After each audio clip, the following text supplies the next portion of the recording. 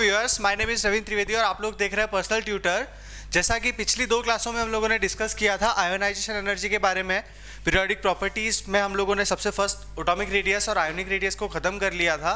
Then ionisation energy को भी बहुत अच्छे से हम लोगों ने पढ़ लिया था। आज हम लोगों को बात करना है एप्लीकेशन ऑफ आयोनाइजेशन एनर्जी, है ना। एक बार छोटा सा ब्रीफ डिस्क्रिप्शन में आप लोगों को दे देता हूँ कि हम लोगों ने पिछली 2 क्लासेस में क्या पढ़ा था, क्या नहीं पढ़ा था, है ना। चलिए, तो सबसे पहले हम लोग बात करते हैं कि पीरियोडिक प्रॉपर्टीज़ के बारे में। 4 टाइप की पीरियोडिक प्रॉपर्टीज़ के बारे में हम लोगों ने डिस्कस किया था। सबसे पहले एटॉमिक रेडियस के बारे में बात करी थी हम लोगों ने, और एटॉमिक रेडियस में ही हम लोगों ने आपको आयोनिक रेडियस के बारे में और बाकी सारी जो कोवेलेंट, मेटालिक और वैन डर वाल्स रेडियस था उसके बारे में थोड़ा थोड़ा डिस्क्रिप्शन आपको दिया था मैंने। उसके बाद में हम लोगों ने आयोनाइजेशन एनर्जी शुरू किया था टॉपिक। अब मैं आपको थोड़ा बहुत कि एटॉमिक रेडियस में आपको बहुत डिटेल से और बहुत कंप्लीट तरीके से बता चुका हूँ। एक बार मैं थोड़ा सा आयोनाइजेशन एनर्जी आपको बताना चाहता हूँ।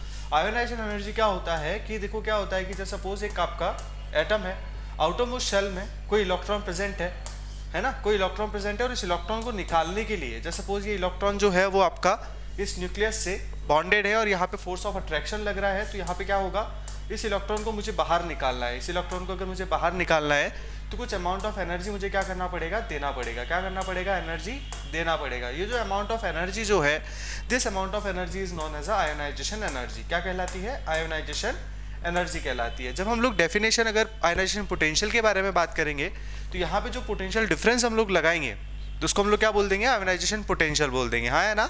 दोनों की यूनिट के बारे में भी हम लोगों ने बात कर ली थी। एनर्जी की यूनिट जूल, किलो जूल में हो सकती है भाई। आयोनाइजेशन पोटेंशियल की यूनिट वोल्ट, इलेक्ट्रॉन वोल्ट में हो सकती है।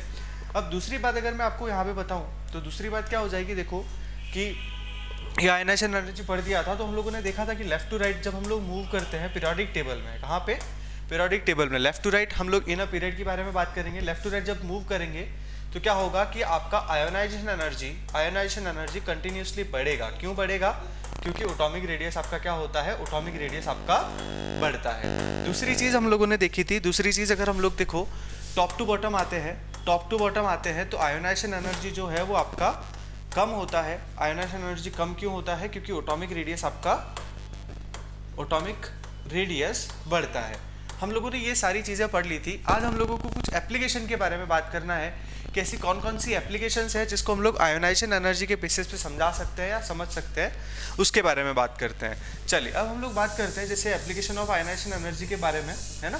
तो सबसे पहली एप्लीकेशन जो मुझे समझानी है, जो पढ़नी है हम लोगों को, वो होती है आपकी मेटालिक प्रॉपर्टी।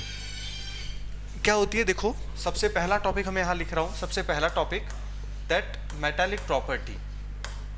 अब ये कोई भी कंपाउंड आपका मेटालिक है या नहीं है उसके बारे में अगर हम लोगों को बात करनी है तो कैसे देखेंगे, उसको समझना है ना। Metallic properties. अब ये मेटालिक प्रॉपर्टी के बारे में अगर मैं पढ़ना चाह रहा हूँ, देखो मेटल कोई भी आपका 2 तरह की प्रॉपर्टीज होती है, एक होती है मेटल और एक होती है नॉन मेटल। तो अब जैसे मेटल के बारे में बात करते हैं हम लोग, तो मेटल कौन कौन से होते हैं, अब आपको बहुत अच्छे से पता है कि मेटल क्या क्या होता है और नॉन मेटल क्या क्या होता है। तो एक बार छोटा सा डिस्क्रिप्शन इसके बारे में समझ लेते हैं कि मेटल देखो क्या होता है कि मेटल क्या करता है, हीट या इलेक्ट्रिसिटी कंडक्ट करता है, हीट या इलेक्ट्रिसिटी कंडक्ट करता है। दूसरा लस्टर होता है, क्या होता है, लस्टर होता है। तीसरा क्या होता है, डक्टाइल होता है। डक्टाइल मतलब क्या होता है, उसको हम लोग पीट पीट के उसकी खींच के, मतलब उसको हम लोग खींच के क्या बना सकते हैं, लॉन्ग वायर बना सकते हैं, उसको हम लोग डक्टाइलिटी बोलते हैं। उसके बाद में हम लोग बोलते हैं मेलिएबिलिटी। मेलिएबिलिटी आपका क्या होता है कि उसको पीट के हम लोग शीट्स में चेंज कर सकते हैं, ये मेलिएबिलिटी होती है। लस्टर जो होता है उस पर शाइनी सरफेस होती है, जैसे भी अगर हम लोग जैसे गोल्ड, सिल्वर, उन सब मेटल्स को देखते हैं तो उस पर आपको एक सिल्वरी से सा बिल्कुल आपको क्या दिखेगा, शाइनिंग दिखेगी।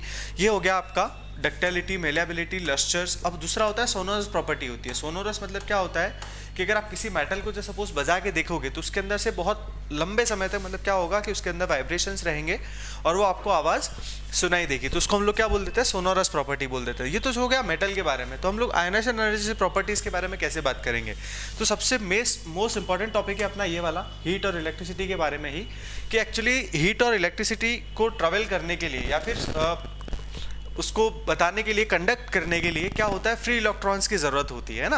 अब ऐसे मटेरियल जो क्या करे, इलेक्ट्रॉन इजीली प्रोवाइड करा दे, उसको हम लोग क्या बोल देते हैं, मेटल्स बोल देते हैं। कि मतलब वो एलिमेंट्स या वो कंपोनेंट्स या फिर वो एटम्स जो क्या करें इजीली इलेक्ट्रॉन्स को दे दें। इलेक्ट्रॉन्स इजीली अगर दे देंगे तो क्या हो जाएंगे आपके मेटल्स हो जाएंगे। अब देखो थोड़ा सा हम लोग इस बारे में बात करते हैं। मैं यहाँ पीरियोडिक टेबल का एक थोड़ा सा बना लेता हूँ आपके सामने कि एक पीरियोडिक टेबल। अब ये पीरियोडिक टेबल में देखो यहाँ पे आपका एस ब्लॉक होता है, ये अल्कली मेटल्स है, ये अल्कली अर्थ मेटल्स है, यहाँ आपकी डी ब्लॉक हो जाता है और यहाँ आपका पी ब्लॉक हो जाता है और ये पी ब्लॉक होने के बाद में आपका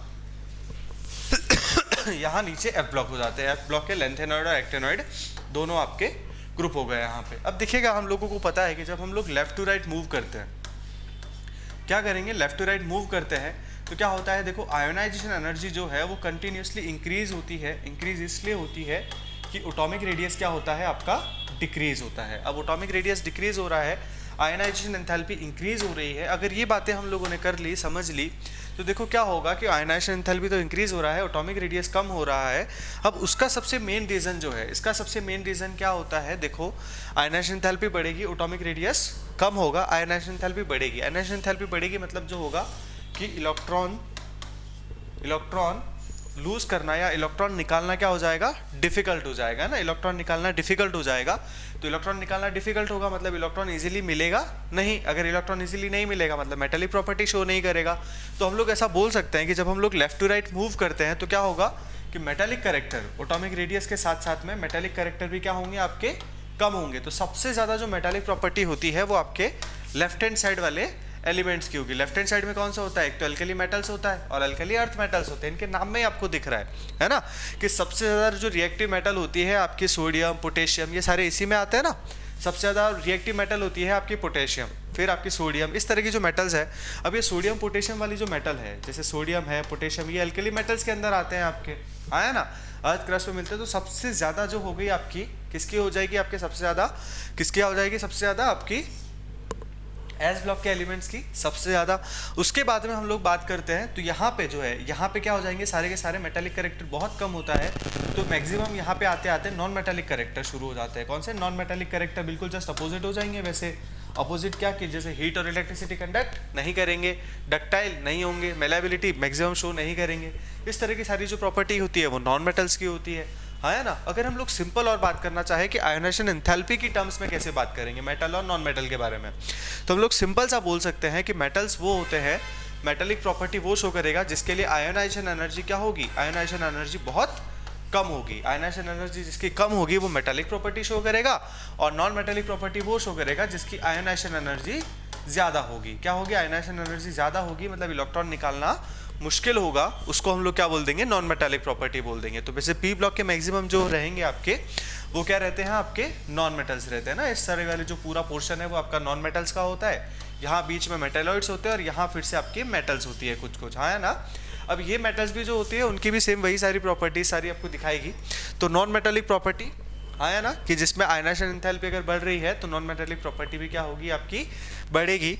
यहाँ पे आयनाइजेशन एंथैल्पी कम हो रही है मतलब मेटालिक प्रॉपर्टी क्या होगी आपकी बढ़ेगी। मेटालिक प्रॉपर्टी बढ़ेगी, वहाँ पे नॉन मेटालिक प्रॉपर्टी बढ़ेगी। मतलब नॉन मेटालिक प्रॉपर्टी बढ़ेगी तो मेटालिक प्रॉपर्टी क्या हो जाएगा, कम हो जाएगा। चलिए अब ये मेटल के बारे में बात हो गई। अब मेटल की रिएक्टिविटी, अब जैसे हम लोग समझते हैं दो तीन कुछ क्वेश्चन आते हैं दैट वाई एस ब्लॉक के जो एलिमेंट होते हैं, एस ब्लॉक के एलिमेंट और डी ब्लॉक के एलिमेंट को भी हम लोग ट्रांजिशन मेटल्स बोलते हैं। क्या बोलते हैं, ट्रांजिशन मेटल्स। देखो यहाँ पे ध्यान से देखिएगा, इसको हम लोग बोलते हैं ट्रांजिशन मेटल्स, ट्रांजिशन मेटल। अब एक सिंपल सा क्वेश्चन है, सिंपल सा क्वेश्चन क्या है आपका कि एस ब्लॉक के मेटल के बारे में बात करूँ और ट्रांजिशन मेटल के बारे में बात करूँ, इन दोनों के अगर बारे में बात कर रहा हूँ मैं, तो ये आपका एस ब्लॉक है और एस ब्लॉक और डी ब्लॉक के बारे में देखेंगे। देखो एस ब्लॉक और डी ब्लॉक के बारे में देख रहे हैं तो ये एस ब्लॉक एलिमेंट है और ये आपका डी ब्लॉक एलिमेंट है ना। एस ब्लॉक एलिमेंट है और डी ब्लॉक एलिमेंट है। अब एस ब्लॉक और डी ब्लॉक एलिमेंट के बारे में बात करूँ तो थोड़ा सा हम लोग उसको ब्रीफ से समझते हैं आगे कि एस ब्लॉक और डी ब्लॉक के एलिमेंट में ऐसी चीज़ें क्या होगी।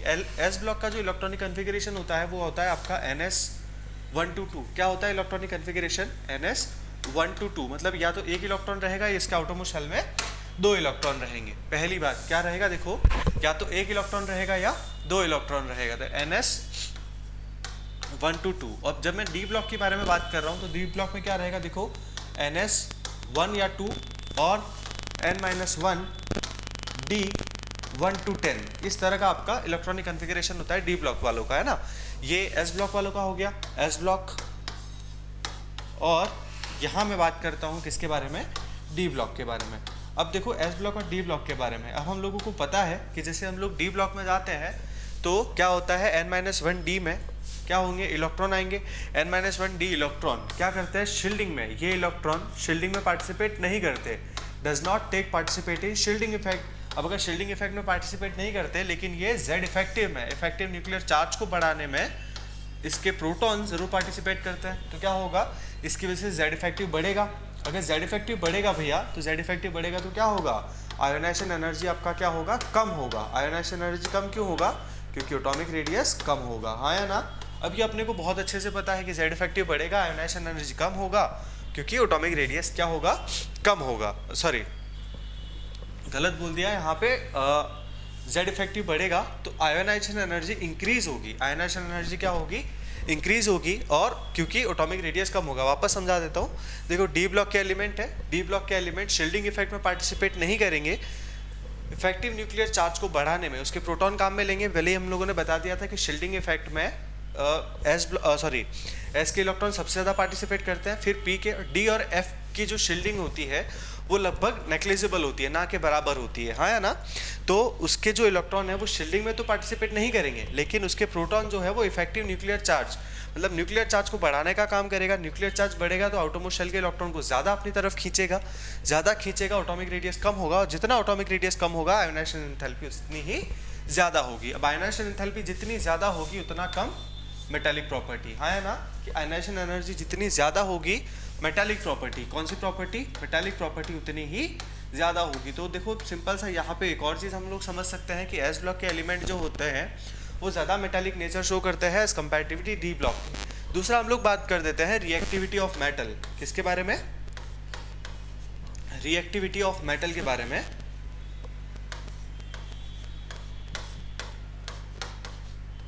दैट रिएक्टिविटी ऑफ मेटल, अगर मेटल की रिएक्टिविटी के बारे में बात कर रहा हूँ तो ज़्यादा रिएक्टिव मेटल, वही सिंपल सा कंसेप्ट है वापस से, एस ब्लॉक की मेटल जो होती है वो हाईली रिएक्टिव होती है। पूरी पीरियोडिक टेबल में सबसे ज़्यादा रिएक्टिव मेटल्स अगर कहीं होती है तो वो एस ब्लॉक में होती है, हाँ या ना। जैसे हम लोग सोडियम की बात करते हैं, सोडियम को हम लोग कहाँ रखते हैं, केरोसिन में रखते हैं, क्यों, क्योंकि अगर हम लोग अपने हाथ में भी रखेंगे नॉर्मल तो वो क्या होगा कि एयर के कांटेक्ट में आके एयर से रिएक्शन करना शुरू कर देगी। उस वजह से क्या होगा कि एयर में कांटेक्ट में आने से उस पर रिएक्शन शुरू हो जाएगा, तो उससे उसको हम लोग प्रिवेंट करने के लिए केरोसिन में रखते हैं। तो वो इसी वजह से, क्योंकि उसकी आयोनाइजेशन एंथैल्पी सबसे कम होती है, इजीली अपना इलेक्ट्रॉन डोनेट कर देता है, और उस वजह से क्या होता है, हाईली रिएक्टिव मेटल होती है। तो सिंपल सा अगर आपके पास में ये भी आ जाए कि एस ब्लॉक और डी ब्लॉक में से ज़्यादा अगर मेटालिक प्रॉपर्टी कौन शो करेगा और ज़्यादा रिएक्टिव मेटल कौन सी होगी, तो वो सिंपल सा आंसर आपका क्या हो जाएगा, एस ब्लॉक की मेटल जो है वो ज़्यादा रिएक्टिव हो जाएगी। दूसरी हम लोग बात करते हैं कि नंबर ऑफ ऑक्सीडेशन, कि अगर हम लोग उसमें देखना चाहेंगे कि oxidation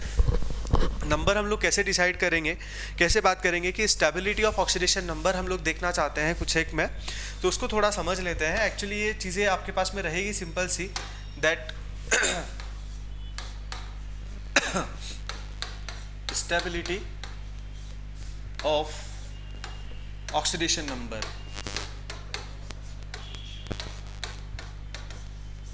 stability of oxidation number. अब जब सपोज देखो, अगर एक इलेक्ट्रॉन निकालने में, कि जब सपोज पहला इलेक्ट्रॉन है x, अगर एक एलिमेंट है उसमें से पहला इलेक्ट्रॉन निकालने में, दैट -1 इलेक्ट्रॉन निकालने में कुछ एनर्जी आपकी खर्च हो रही थी x प्लस, और यहाँ जो आयनाइजेशन एनर्जी थी क्या थी आपकी, आयनाइजेशन एनर्जी जो है आपकी, आयनाइजेशन एनर्जी जो है आपकी, या फिर आयनाइजेशन पोटेंशियल जो है आपका, IP जो है आपका, वो IP जो आपका आ रहा है वो आपका जब सपोज आ रहा है 11 इलेक्ट्रॉन वोल्ट से कम, क्या रहा है 11 इलेक्ट्रॉन वोल्ट, 16 इलेक्ट्रॉन वोल्ट से, सॉरी यहाँ 16 इलेक्ट्रॉन वोल्ट से ज़्यादा आना चाहिए। कितना आना चाहिए, अगर 16 इलेक्ट्रॉन वोल्ट है, ये वैल्यू अगर आपके 16 इलेक्ट्रॉन वोल्ट से ज़्यादा है, तो ये +1 वाली जो पहला इलेक्ट्रॉन निकालने के लिए जो एनर्जी रहेगी वो क्या रहेगी आपकी, स्टेबल रहेगी, मतलब +1 रहेगी, स्टेबल है ना। अब जैसे सपोज देखो यहाँ पे एक देख लेता हूँ मैं, जैसे सोडियम है, यहाँ पे Na है और Na से एक इलेक्ट्रॉन निकाल रहे हैं -1 इलेक्ट्रॉन, तो उसमें जो लगने वाली एनर्जी जो रहेगी वो आपकी जैसे सपोज 16 इलेक्ट्रॉन वोल्ट से ज़्यादा है, तो उसके लिए जो Na+ रहेगा वो +1 ऑक्सीडेशन स्टेट क्या रहेगी, ज़्यादा स्टेबल रहेगी। अब देखो यहाँ पे Mg है, ये पहला इलेक्ट्रॉन निकाल रहा हूँ मैं, इसको Mg+ लिख लेता हूँ मैं यहाँ पे, और दूसरा इलेक्ट्रॉन निकाल रहे हैं, दैट Mg+ क्या हो जाएगा, Mg+ से एक और इलेक्ट्रॉन निकालूँ, दैट -1 इलेक्ट्रॉन, और यहाँ पे भी -1 इलेक्ट्रॉन, और यहाँ हो जाएगा Mg2+, क्या हो जाएगा, Mg2+।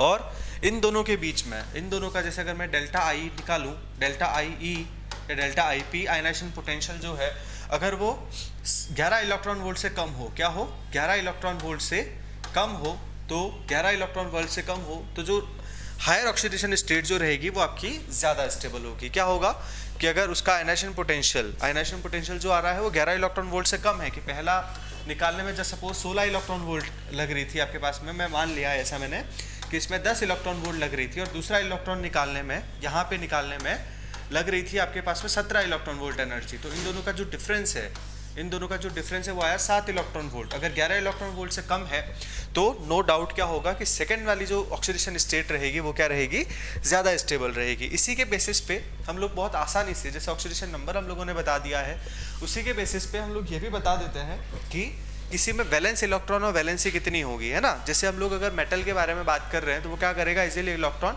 डोनेट कर देगा, उससे हम लोग कैलकुलेट कर सकते हैं बहुत आसानी से। तो ये सारा पूरा कंसेप्ट जो था आयनाइजेशन एंथैल्पी से रिलेटेड था।